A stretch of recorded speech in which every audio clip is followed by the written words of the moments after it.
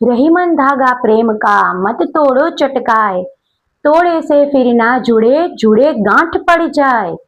તો આ પદનો શું મતલબ છે તે તમારે મને જણાવવાનું છે. Before that let us start with the new chapter that is math standard 10 chapter number 10 again circles. Circles में हमें सबसे पहले उसका थियरम हम समझेंगे that is 10.1. Theorem 10.1 says the tangent at any point of a circle is perpendicular to the radius through the point of contact.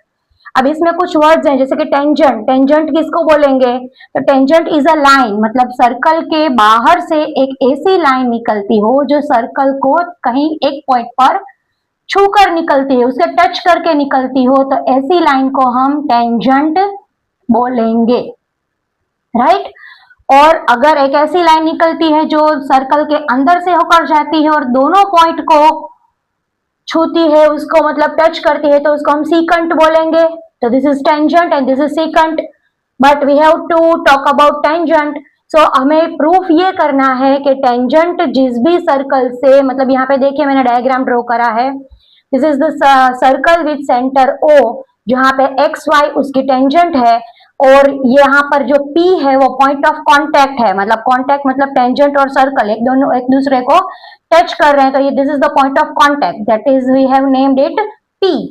So point of contact it will be perpendicular. Perpendicular किसको बोलेंगे कि जहां पे point of contact बनता है वहां 90 degree का angle बनता है, उसको हम परपेंडिकुलर बोलेंगे. तो ये थियरम बहुत ही इजी है, मतलब it's a kind of a question answer you can say. आप उसका प्रूफ है आंसर की तरह लर्न करके भी लिख सकते हैं.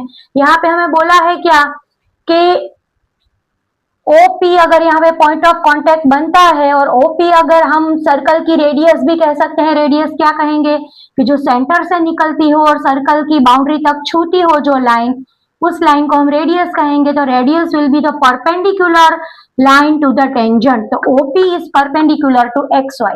अब जब भी आपको थियरम दिया जाता है तो आपको गिवन और टू प्रूफ और डायग्राम ये तो सब क्वेश्चन से ही मिल जाएगा.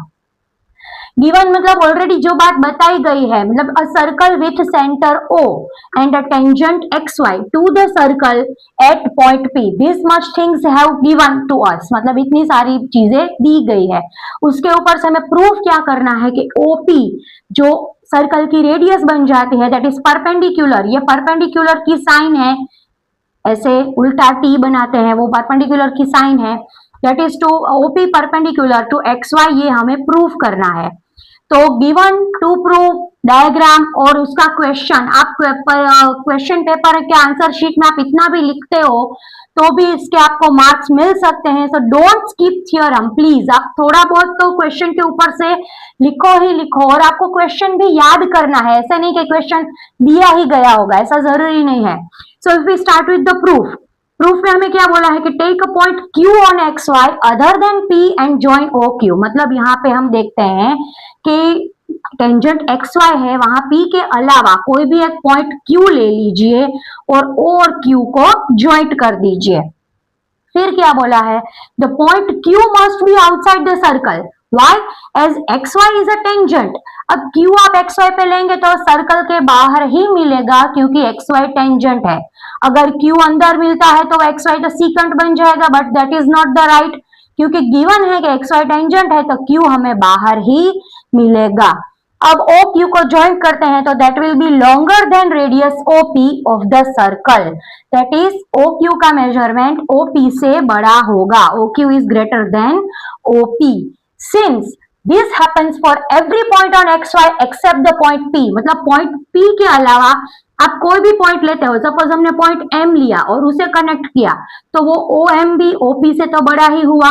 कोई भी आप पॉइंट ले लो P के अलावा तो उसका मेजरमेंट OP से तो बड़ा ही होगा.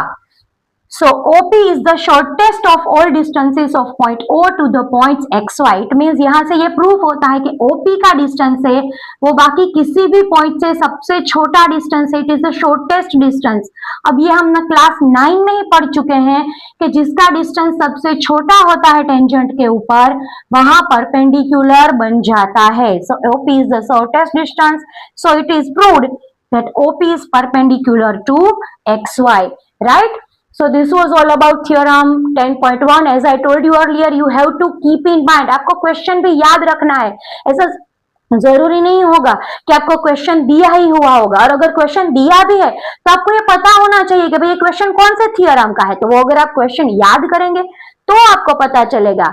So this was all about theorem 10.1। एक थ्योरम 6.1 है जो बीपीटी मैंने इससे भी पहले आपको समझाया एक वीडियो में, आप उसको भी सर्च कर सकते हैं, देख सकते हैं।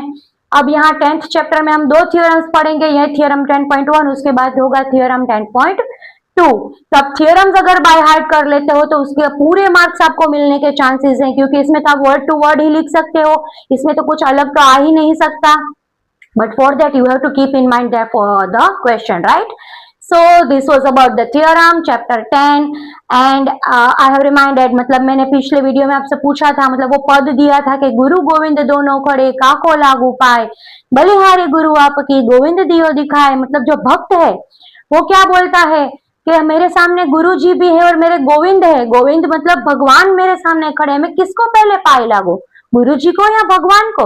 लेकिन भक्त बोलता है कि मैं पहले गुरु को पाए लागूंगा, गुरु के पैर पड़ूंगा, क्योंकि जब गुरु मिले तभी मुझे गोविंद जी के दर्शन हुए, तभी मुझे भगवान मिले। तो भगवान से भी बड़ा स्थान गुरु को दिया हुआ है। सो that was all about theorem and circle and answer of the pod. Please don't forget to subscribe Rashmi Didi ki class channel. Also press the bell button so that you will be able to know about the upcoming videos. Please do share my videos and like and comment my riddles also. Until then, bye.